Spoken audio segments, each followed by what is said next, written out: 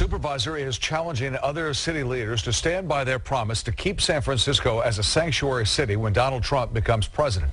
Mr. Trump has vowed to deport 3 million illegal immigrants when he takes office in January. In San Francisco, there are an estimated 44,000 illegal immigrants. KTVU's Tara Moriarty tells us how David Campos is now asking the city to spend millions to help undocumented immigrants who are facing deportation.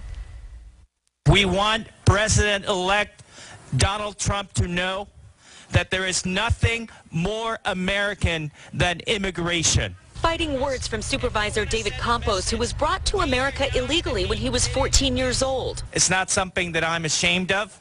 Now Campos wants other immigrants to feel the same way. He's asking the city to allot $5 million to help immigrants fighting deportation. The money would pay for about 3 dozen attorneys and other staff from the Public Defender's Office and community-based organizations. It is a shame that there are 1,600 people in detention proceedings right now in San Francisco and thousands more around the country who don't have a right to a lawyer. I was a detainee here in San Francisco in 2014. Isolda Matamoros Castro fled war-torn Nicaragua with family when she was just 2 years old. The soldiers would come and they would round up our families and they would shoot us in the head. Castro is now raising her son Elicio. She says she worked cleaning houses while she studied for a nursing degree. But 2 years ago, she claims one of her clients wrote her a bad check. She was sent to a detention facility on fraudulent check charges, which were ultimately dropped. I had a suicide attempt in there, I'm not going to lie, and I also became very sick, had several panic attacks. Castro says she doesn't want what happened to her to happen to anyone else.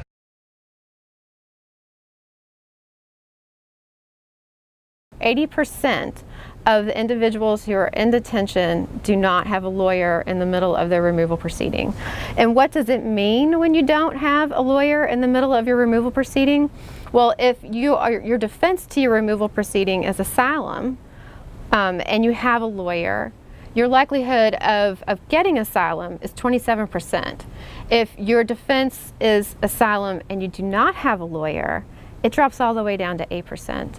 So it is so important that individuals who are in removal proceedings have lawyers, and it is so impossible for them to have them if they're all being detained.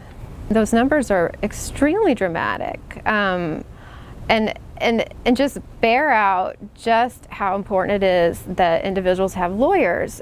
Yet we, time and time again, detain individuals in these large facilities that are in these remote areas that have really restrictive visitation schedules and have really restrictive phone schedules. Often in areas that aren't even close to the place where the individual live their lives. And so then you also just have the fact that what's the likelihood that they even know who would be a good lawyer in that area of the country? And what's the likelihood that their spouse is anywhere around to help them gather those documents that they're going to need? Because none of these claims, none of them are easy claims to prove. And how on earth do you do that when you're detained and you're nowhere near a lawyer and you have no money to hire a lawyer? How do you do that?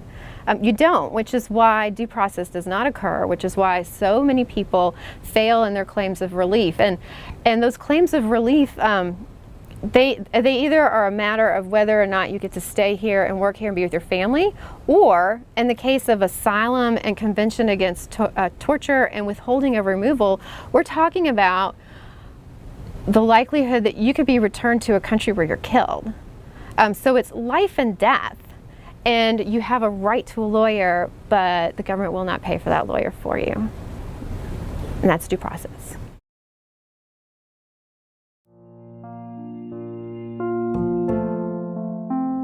Taking on their dignity and their pride is one thing, but taking on your dreams, what's after that? My name is Carlos Hidalgo, 46-year-old, and I've been detained in Adelanto Detention Center for 8 months. To tell you the truth, I've been in California since 1981, and I never heard of Adelanto until I was brought to Adelanto. The process starts by being in a holding tank. There's no life to it. It just echoes, you know. And you're there with another 10, 15 people that just have the deadest look on their eyes, and when you look at them, you see yourself.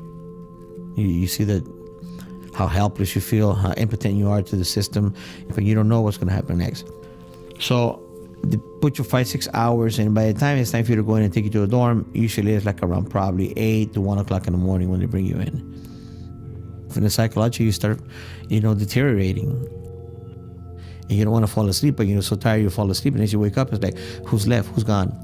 And you see a couple of beds being made up already, rolled up, because someone was reported at night, you didn't even know.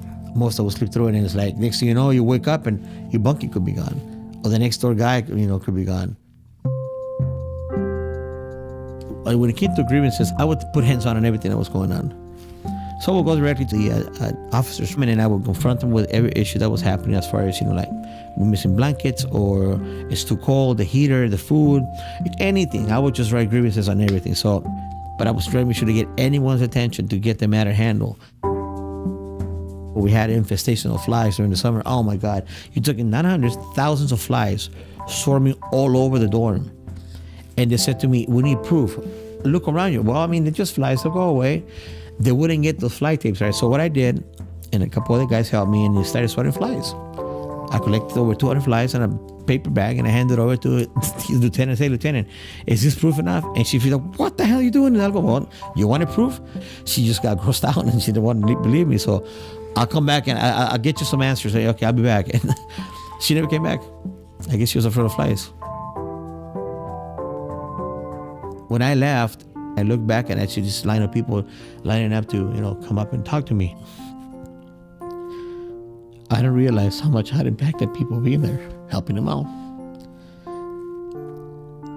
It's sad to look back and see grown men looking at you, and the only person that can help you now, and people telling you, oh, there goes our helper, and there goes our leader. And I didn't feel myself being a leader, but I felt someone that I could make an impact. But those that don't know what I know and don't speak like I do, who's going to speak for them? Who's going to bring them to the light? And I just focus on helping one person at a time right now. And no matter how they are and what they live and what they've done, doesn't mean they have to be singled out in a group of people that doesn't deserve to be here. This is the United States of America. This is the place where everybody dreams about making a life. I ain't going to give up on that. His first effort was largely rejected by the courts. President Trump is launching a second round of moves aimed at coping with illegal immigration and accelerating deportations. It is both a strategic and tactical change, working within the rules as they are now written. And it is separate from a new extreme vetting executive order expected soon.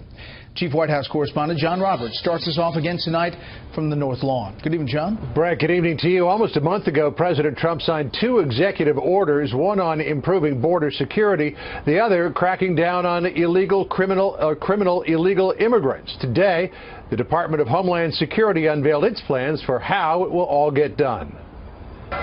In the election campaign, President Trump repeatedly promised he would put thousands more agents along the border and hire even more personnel to enforce immigration laws. Today, the Department of Homeland Security announced it was beefing up its forces with an additional 10,000 immigration and customs enforcement agents and another 5,000 people in the Border Patrol. We have to have a safe country. We have to let people come in that are going to love the country. The plan will end the Obama-era program of so-called catch and release and restore the Secure Communities program, where anyone arrested will be checked against an immigration database. Criminal illegal aliens would be prioritized for deportation. It will also enlist more local law enforcement to target illegal immigrants and begin immediate planning, design, and construction of a border wall, beginning with areas near El Paso, Texas, Tucson, Arizona, and El Centro, California, where old landing mat fence is obsolete. Most critically, the president is empowering DHS to carry out the immigration laws currently on the books. The ACLU immediately rejected the plan, saying, quote, the Trump administration is willing to trample on due process, human decency, the well-being of our communities, and even protections for vulnerable children in pursuit of a hyper-aggressive mass deportation policy.